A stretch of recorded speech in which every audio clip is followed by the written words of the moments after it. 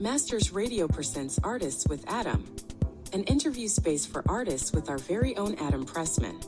Today we have MR.BIG's Billy Sheehan.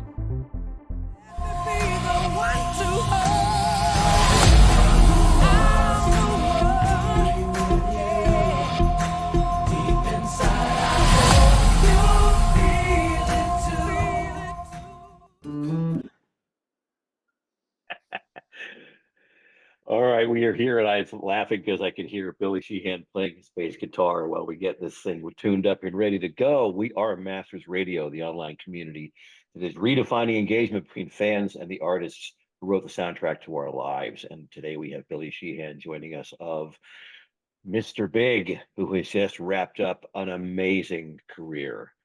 And I want to, last time we spoke, this is our second interview. Last time we spoke, we were pushing winery dogs because you were out and about and doing a lot of work with winery dogs, and you were talking about how you were very excited about being able to do this Big Finish tour, and it's now behind you. Was it everything you were hoping it would be?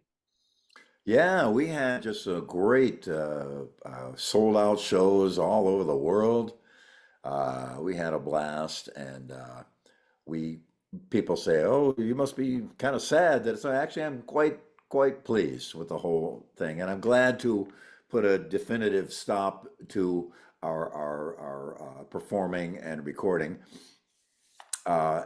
because I see a lot of other bands out there that they just don't have the physical stamina and ability, because it's a sometimes I look at shows like an MMA fight going out there, and it's tough, and you drip and sweat. And so a lot of bands, as they age, God bless them, it's more difficult for them. So we wanted to cross the finish line running as opposed to crawling. So it worked out quite well, and we're so glad to see so many of our friends come out. We played in Europe. People flew in from South America, from Singapore, from Japan, from Korea, all over the rest of Europe, from the USA and South America. It's just really a great family of people. I look at our fans in that manner. They're just incredible, and we had a great time. It was very cool. Yeah, I mean, you really want to get out, while you're at top of your game. Tom Brady, not Brett Favre. And but it's and you're not done, right? I mean, you've got so much other things that I know that you've been involved with. We talked just a second ago about winery dogs. I know Richie is playing near me in Winchester, Virginia later on next month. So he's out doing some stuff. I think Mike is back in Dream Theater for the moment. What are you going to do besides that? I got about raise some kittens. There's about 3 or 4 configurations of people that I'm looking at, and a couple of bands that have contacted me about going out on tour with them and stuff. So haven't made any decision yet, but I live to play live, and I play live to live. So I'll be out there one way or the other, if it's by myself or with 10 other people or any other increment therefore. Yeah, I'll be out. I'm hoping to get out performing again next summer, because it'll take a while to put something together and get it up to speed.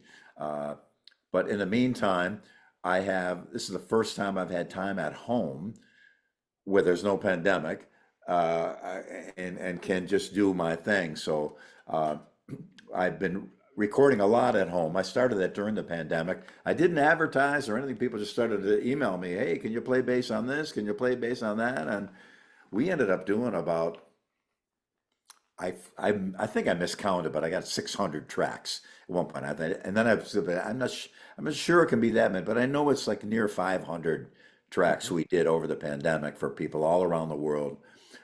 Just non-professionals, professionals, every style you can imagine, from electronic dance music to classical to funk and soul to death metal, and everything. And it was quite a riot. So this will be the longest I've had the opportunity to be home without any restrictions like we had during the pandemic. So sadly we lost our cat last year. He passed away, and we've had no cat, and it's a home without a cat is just a house. And so we got brother and sister, little black kittens, and they're keeping us on they're running us ragged actually. So that's one advantage of being home. And then just practicing a lot too, and I'm working a lot on some gear designing and developing some gear for live performance. Practicing a lot, learning a lot of new things, making left turns, right turns, staying in the center on bass, improving what I have, recovering what I've forgotten, and discovering things that I did not know, which is the broadest and widest and deepest category for sure. But it's been quite great to spend time at home and really work on things like this. I'm sure it is because you've had a very aggressive schedule, and the live record is fantastic. I love seeing the band do all sorts of innovative things. You singing the song, one of the few covers that are on the band. I'm not going to say which one because let's make it a surprise, but it's out there. Whose idea was the electric drill? Paul played the drill in Racer X as a joke because I think his singer, Jeff Martin, said to him, "Paul, you're so fast. The only way you can play faster is put picks on the end of a drill." So he did, and it turns out he's faster than that. And the drill doesn't even close to him. Hilarious. And then we were doing Daddy, Brother, Lover, Little Boy in the studio, and it came to the solo. He goes, "Well, maybe I'll do a drill solo." And I don't know who suggested it or where it came from. But we should do it in harmony with bass and guitar. I said, "Well, okay, I'll do it too." And so we did the drill solo. I have to step on a bass pedal, an actual musical instrument that will play a note, to hold the root note live. Right. And I think I'm not sure what we did in the studio, if I just played it on bass and overdubbed the drill or whatever. But I play on a deep synthesizer to hold that note while I'm doing the drill thing. Mhm. And all my basses from that time got all these marks on it from the drill, beating it up with the pick spinning around, and chunks would fly off it and hit us in the face. I was just going to say, isn't that tough on the gear? Yeah, apparently it is. Yeah. A little dangerous, a little dangerous. Yeah. But I've never drawn blood with it. I've been hurt, but never lost any red cells from that. But it was just a funny thing. And then unknown to us, we had an amazing manager, Herbie Herbert. He's passed away Yes, since. of course. Mr. Big would have never been where we got to without him. I mean, he was absolutely essential to our success. Without him, it would have never happened. You're not the only band that would have to say that either. Yeah. Oh, that's true. He created Journey, basically put that band together, and or allowed it to work with them at the beginning. I'm not sure of the details, but nevertheless, he, unknown to us, went to the Makita Power Tool Company and said, "Hey, we got this band using your drills. Would you like to have them endorse your product?" And they're from Japan, and they said, "Well, let's talk about it." So he flew representatives from Makita in to his office in San Francisco, was there with a lawyer and translator, explained what deals like that entail, endorsement deals, and what Michael Jackson's Pepsi deal is, or Michael Jordan's Nike, and explained it to them because they're a power tool. They never never had anything like that. So sure enough, he asked the translator, "Are they ready for the question?" And he goes, "I think so." He goes, We'd like to know if you would like to have Mr. Big endorse Makita Power Tools." And they said, "Yes." And how much? And Herbie, this is why he is so awesome, looked them without even blinking and said, $1 million. And they said yes. Yeah. And even my retirement fund began with that chunk of money. I said, don't touch it, don't spend it, don't even look at it. Right. Put it away. Yep. And It's free money. my share. I mean, none of us got $1 million, but the band, Right.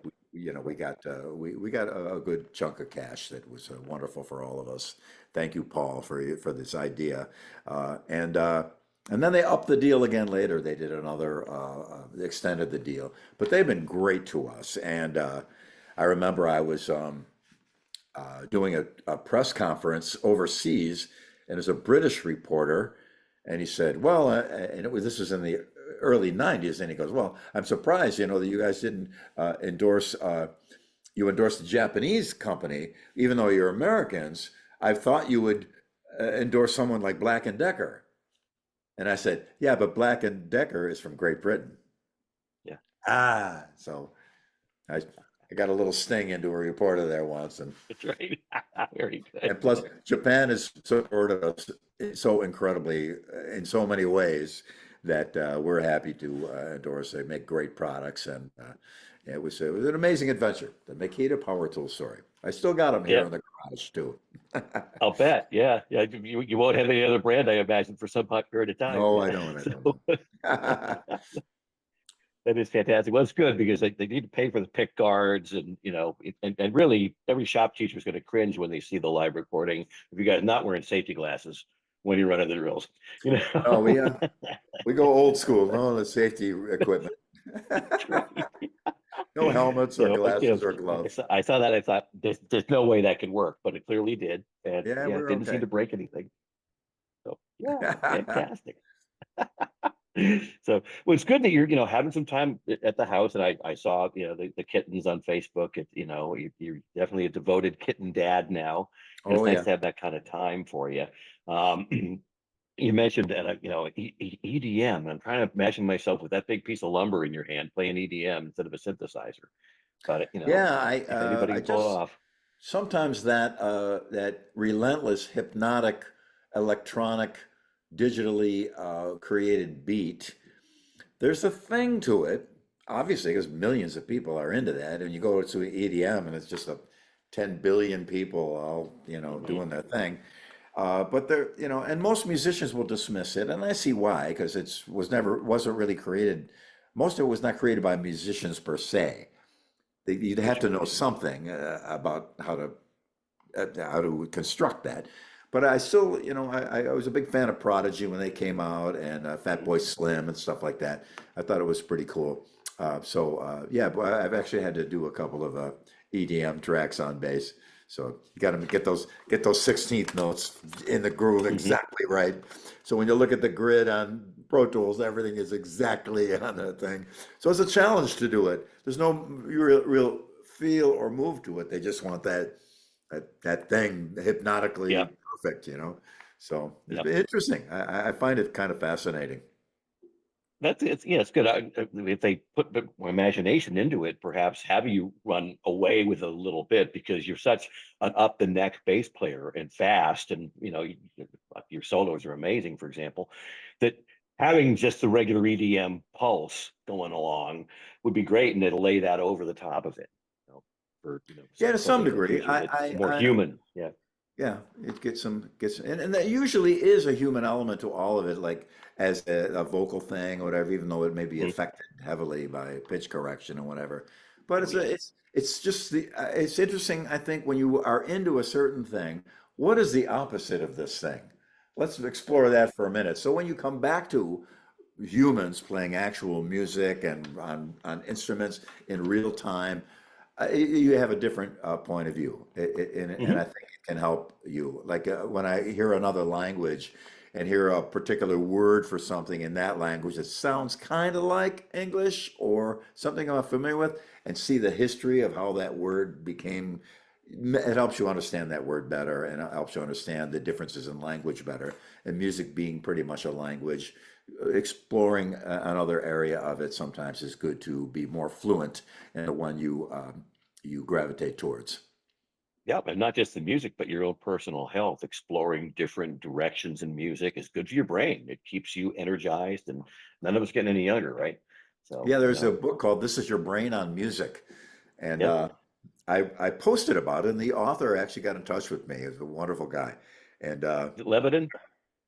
what was Steve that? Levitin? Steve Levitin? Yeah. Yeah, Uh, yeah. and he was talking about what music really does to you and Hmm. how vital it is. And I remember a,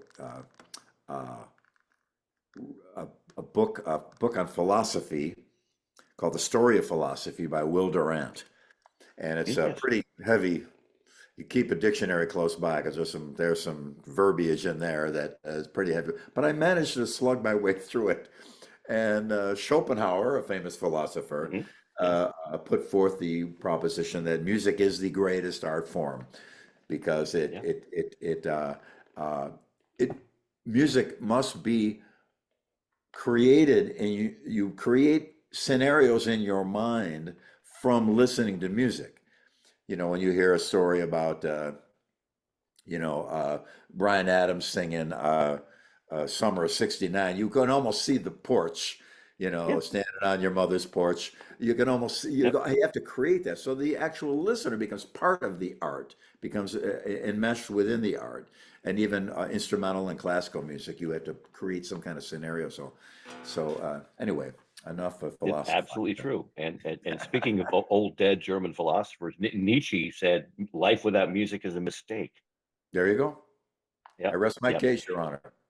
Yeah, exactly. Let's stretch this thing about getting, having to the listener participating in the music in a little different direction here. I want to get your thoughts on where you think we can take where AI is taking music generation. I'm seeing a lot of people, the knee-jerk reaction is bad. Fans are able to make music that sounds like us without paying us, and that's certainly a concern. But I'm asking anybody that I know is kind of smart in this realm, and you're certainly there, how you think we might be able to put this together. We have our ideas at Masters Radio about gamifying an idea, fans participating in making a new Mr. Big song, for example, and having actual Mr. Big players. As you said, recording things in your home studio is a thing now. To bring that idea to fruition and maybe put a bridge rather than a wall between these AI content creators and the people who've been doing it the hard way and the right way, in my view, for as long as you have. I'd love to hear your thoughts on that. Well, it's an interesting thing. I was an early adopter of all things digital when it comes to music and recording, just because it was easier, better. The sound wasn't exactly right at the very, very beginning, but now it's pretty amazing, and you can do anything. With this laptop that I'm speaking to you on now, I can do a whole movie and soundtrack without ever getting out of my chair. I can't, but someone could, that's for sure. So that's pretty amazing. But I think what I think humans will aspire to is there's got to be things that AI cannot do, that you Yes. can't do simply. It cannot digest food. We can do that, but it can't, and it can't sit around a campfire with guitars and sing and play from the heart with people around there. So it may mean that there will be smaller audiences, but more focused and righteous audiences for people who will really play and actually play, and people who want to see it. As close as you get to the TV or movie screen right now, even with the glasses on and the Oculus things, you can tell it's still not there. There will come a time when it will may become there will be no difference between the two. I'm sure it will. It'll become so realistic that right now, as you put on the Oculus and go on a roller coaster ride, you start to get sick to your stomach. So it's pretty darn close as is now. But sitting around and playing and writing and conversing and storytelling, I think that's a uniquely human thing. You could probably fake it, but I think there will be maybe just a few leftover people, or maybe a significant amount that they really want that to happen. So, though I do think the masses will probably act like the masses and follow suit and follow along the AI path and not care that it's real or not, and just because it's a whole different race. And I'm older, so but I have to admit that when I was young, older people, we did not want to do what they did. We were not interested in what they were interested in, and we went our own way. And so a new generation is probably going to go their own way. So my take on it is, quite frankly, pretty insignificant because I come from a different generation. So still knowing that and trying to look at it in a new unit of time, I do believe that the beauty of a singer-songwriter I think I went to see Bruce Hornsby one time, and I was sitting between Quincy Jones and Phil Ramone, two of the most Oh, iconic producers ever. there's an interesting set of bookends for you. And Yeah. how I got to Right. sit between them, I have no idea. But Yeah. I'm sitting there, Phil Ramone's on my right and Quincy's on my left. And I remember and Bruce is up there singing and playing amazing. I just remember said to Quincy, pretty hard to replace a man on a piano, a man with talent on a piano. And he said, you're right about that.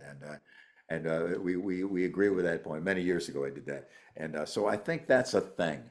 Right now, Yuja Wang, a Chinese woman who plays piano like a fiend. And Yes, she's sweet, I've seen her, cute, yes. young girl. I think she's based out of Toronto, and she is inhuman. It's just so amazing. And to be 20 feet from her doing that, that's going to be tough for AI to match that sensation. My first concert was Jimi Hendrix, and I ran up to the stage with my Instamatic camera and a flash cube, and 1, 2, 3, 4, new flash cube, 1, 2, 3, 4, new, and it was within 10 feet of him. And that affected my life forever to this Clearly. day. To this day. I don't know if AI will be able to have that type of impact or if it will matter. So it's a funny thing. Yeah, it is. I don't think it'll go, it's going to not replace the experiential part of music. What we're kind of hoping for at our end of it, in integration of fans and the artists, is it will empower some people who've got amazing ideas in their head, but not the mechanics to get them out. Right. And somebody said it's a different kind of sculptor who can do it in soap versus one who can do it in marble. Part of the joy is making it a hard thing. And to your point about smaller and smaller audiences, I'm sure in whatever town you're in, and obviously in the DC area where I'm from, there are little collections of early music groups that play Renaissance music on Renaissance instruments. And at our place, they play them at the Kennedy Center, and there's 50 people who show up, but those are purists, and that's never going to change. What I think could happen is we could unleash a talent wave of people that would be otherwise unable, particularly as this, because about digital, it gets things cheap quick, right? Here's a So point. people will be able to play sooner and with less expensive. But go ahead. Here's the point. When desktop publishing happened, publishers of books were going, oh my God, this is going to be a huge wave of people writing all these books, and will be so many great novels, and we won't even know what to do with them. Never happened. The same amount of great books were created, even though we had millions more doing it. Same with music. Everybody's going to have a studio in their home, and they can do anything you could possibly imagine. There's going to be a hit after hit after hit, and all these never happened. It was the same amount of hits at the same time. So I see your point, and that doesn't necessarily delegitimize your point. But if we look at recent history, those two particular examples, especially if I'm the one I'm familiar with, everybody's got a home studio. Everybody, if you got a laptop, if you got an iPhone, you got a home studio. You can record a whole record or your whole video right on this, no problem. But we're not seeing a huge amount of greatness. And I think that's because all through history, there was a certain number of people in the population that managed to get up to the top of that hill. Relative to the Earth's population or not, I'm not sure, but it's just not very many that really get up there to the top. It's quite amazing. How many boxers are there that just you never even hear of? But you'll hear about 4 over the course of a decade. And there's a new guy, Ben Whitaker, who's a boxer, who is spectacular. And everyone will know him soon. He's just he's an amazing fighter. But so people rise to the top. The idea that now that the general population, anybody can make a movie or anybody can do a thing or create out of AI, whatever you could possibly imagine. And I've seen some guys on, some artists on Instagram and such that do these really wild animations. And I'm thinking, this is the most incredible thing I've ever seen. And I look down and there's 4 likes. And Yeah. it was just absolutely brilliant, incredible. Looking at it as I do from somewhat of an artistic point of view, if you will, Mhm. for me, and some conversance with art itself. From I had as a roommate an incredible painter when I was very young, and Oh, cool. used to paint with a brush with a single hair to do the fine work Yeah, right. of a Yeah. room-sized piece that would take him years and years to do. And he taught me a lot about art and art history, and it was wonderful to know that. Uh, uh, anyway, we shall see. We shall see. Yeah, yeah. I think that the important part of this is to always have a human involved. Because the challenge, as you said, it's not in the generation of stuff, or as Picasso put it, it's more, you have to prune the good to reveal the great. It's really about distilling and removing the huge amount of chaff out there until you bring it down to the wheat that might be useful, and then of course the bread that only a few can really bake well. But I think that's where the humanity can use the tool. But simply being able to get your message out there so that it can be curated, edited, massaged, hopefully by people in the visual world like your roommate, in the audio world like people, the masters of radio, you guys, who know a hit when they hear one and can say, yeah, you tweak this a little bit here, you tweak that a little bit there. I think that's sort of journeyman approach where somebody is taking somebody along to help them see what their limitations are. And there's plenty of people who wouldn't find what you did for a living for most of your life to be fun. 300 days on the road, driving around buses and airplanes and stuff like that. But they still want to get some music out there, and they still would value that perspective. So yeah, you're right. The human's going to always be a part of this. It's just I think we're empowered with some new ways of thinking about how music gets made and how to make it better. I'm All looking righty forward then. to exploring some of that, and we'll keep you posted in that as well. Couple of minutes left, so I want to ask you, what would you like your fans to know that we haven't talked about yet? What's the question? What would you like your fans to know, fans of you, Mr. Big, Winery Dogs, any of the wonderful things you've done? What would you like your fans to know, Billy, that we haven't talked about yet? Oh, I'm a pretty open book. I've kind of revealed every aspect of my life and times through the years. But just for people to know that that's really me. I spent the last 2 days reporting, blocking, and deleting hundreds of fake You know, profiles and comments, and people selling shirts and there's no shirt, yeah, and ripping people off. And unfortunately, Facebook does nothing about it. And no, because no, Facebook will lose clicks, and if people understood that about certainly more than 50% of the profiles on Facebook are fake, oh uh, yeah, they wouldn't be able to charge the ad rates they can. So yeah, sadly, they have an incentive to keep it just a horrible cesspool of scam artists and whatever. But it's really me on my Facebook and Instagram. I have two Facebook pages, a personal and a musician band. Post the same things on both. The reason I have mhm, two is I started a personal page and they're limited to 5,000. So I made another right, page which is unlimited, and me on Instagram and me on Twitter.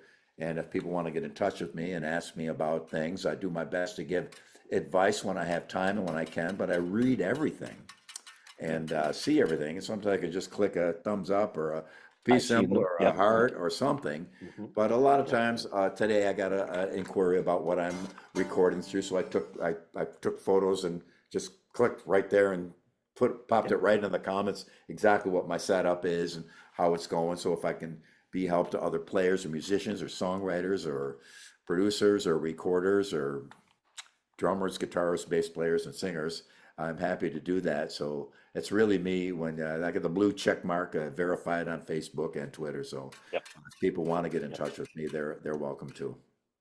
Well, I know they appreciate that, and that's exactly the sort of support we're looking forward to from fans and artists getting together to make great music. Is to be open and know about this next generation coming up. Can only make the world a better place if we show them how to do it, right? I agree. And everything I Yeah. own, everything I have, every possession uh, comes from a fan buying a ticket, a T-shirt, or a or music. And I never forget that. Yeah. It may slip some people's minds occasionally, and I understand why, but it's very important to me, and I do appreciate that. And so anything I can do within my time limitations to help someone out. And I kept a folder of a lot of the emails I've gotten through the years from people that were in tough time, had a horrible accident, had a death in the family, were depressed and having a real rough time in life, and listened to some music that I made with some band and helped turn them around. I know how that's possible because I'm very emotionally affected by music, and I can come down here, open up my 2 terabytes of iTunes, and find some music that really is important to me and reinvigorates me. But I've got an incredible collection of email from people through the years that have expressed their gratitude with the music I've been involved with helping them, and that for me, that's my pay right there. It's pretty awesome, pretty cool. It is indeed. That's a fantastic way to wrap this thing up. All right, we've been speaking with Billy Sheehan, late of Mr. Big. It's Sheehan. It's Sheehan, incidentally. Sheehan, yeah. Yeah, what did I not say? Sheehan. There's one. Okay, sorry. Sheehan. Sorry. My common apologies. mistake. I won't get that wrong. Because people thought Johnny Carson and Ed McMahon. No, it's Ed Oh, McMahon. right. Yeah. Yeah, that's Sheehan. All right. So I just try to say it more clearly with my radio voice. Okay. Thank you. Thank you so much for watching Artists with Adam. Please don't forget to like, subscribe, and hit that notification bell for more. You are mine.